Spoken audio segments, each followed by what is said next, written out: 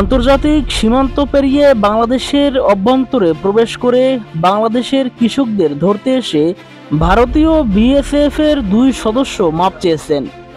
মঙ্গলবার 29 এপ্রিল প্রবাসী অনুসন্ধানী সাংবাদিক জুলকারনাইন সায়ের খান স্বামী নিজের ভেরিফাইড ফেসবুক আইডিতে সংক্রান্ত একটি ভিডিও পোস্ট করেছেন। সেখানে তিনি ভিডিওর ক্যাপশনে বিএসএফ সদস্যদের মাপ চাওয়ার বিষয়টি উল্লেখ করেন।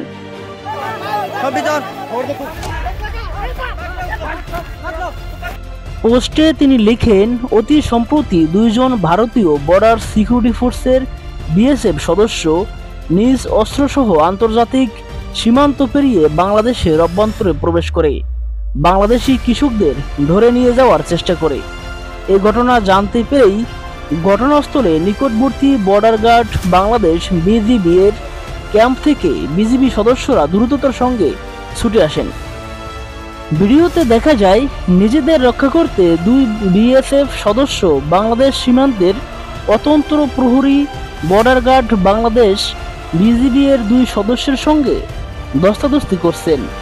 এক পর্যায়ে বিএসএফ এর ওই 2 সদস্য মাটিতে পড়ে যান। তারপর বিজিবির সদস্যদের পা ধরে কাকুতি মিনতি করেন। এই ঘটনার একটি ভিডিও ইতিমধ্যে সামাজিক যোগাযোগ মাধ্যমে ছড়িয়ে পড়েছে।